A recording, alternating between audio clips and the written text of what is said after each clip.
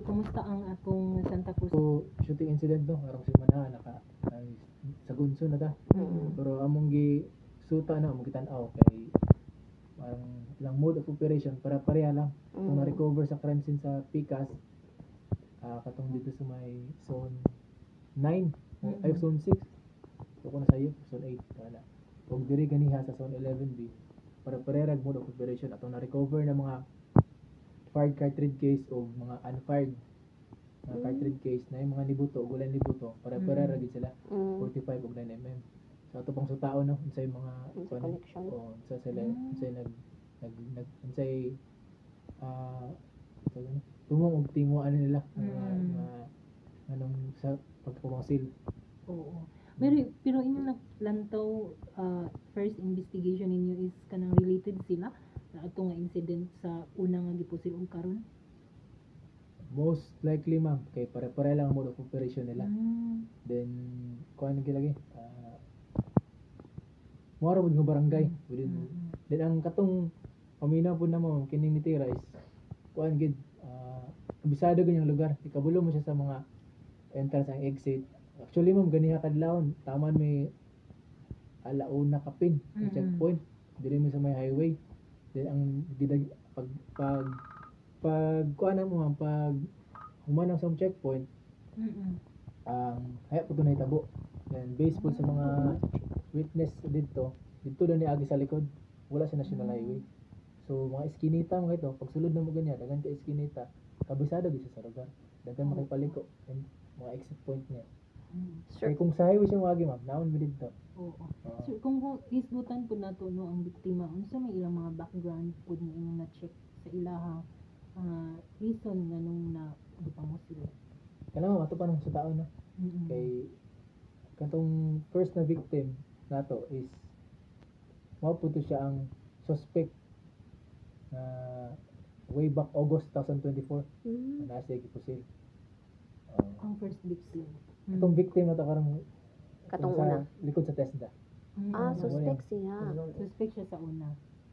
Oo. Sa pagpamusil diri ra pud sa Taguluan sir. Yes ma'am. So mo na tong suta So ni nang gidalantaw. Kani pud ang ikaduha nga gipusil ka ganina sa kadlawon.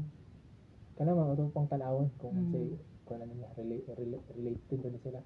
Oo. Sir, considering nga kumilik ganban karon diri ba sa Taguluan wala ba mo unsa may inyong gihimo na ba mo kaning gipahigayon nga mga uplan katok na aba mo gihimo diri sa Taguluan kay para pud masuta ninyo nga naapoy mga firearms nga wala pa na deposit or wala pa nahatag sa inyo ha. Yes ma'am, natay ko na personnel intended na ana nga tasking para katong mga unregistered maka-renew pa sila.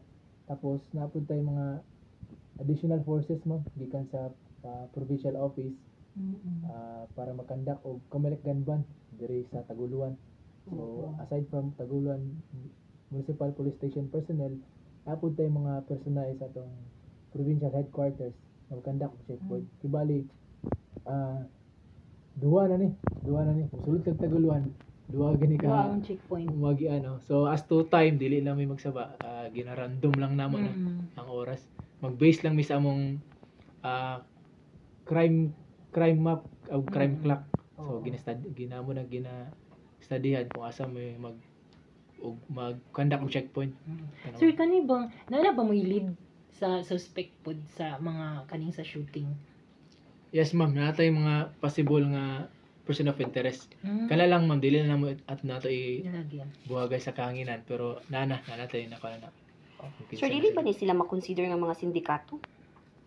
Kana siya ma'am dili mo pud nga mga kuan.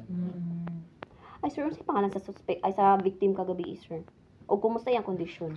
Kaniya ma'am kadlawon 2:40 AM. Taga kuan ni siya taga zone 11B siya yun. Atong naibalan nga si Steven Takataka 35 anyos. Dayon ganiha gidala mo siya sa Balay Tambalanan sa Puli Medical Hospital or gi-refer siya sa NMMC. Yes ma'am, gidala siya siyang parente dito. Kasi samad sa ulo diri dapit sa may dalunggan sa likod og sa kamot. Pero ato pa nang palapon nitong investiga. Okay. So last na lang kay Mang No sa katawan.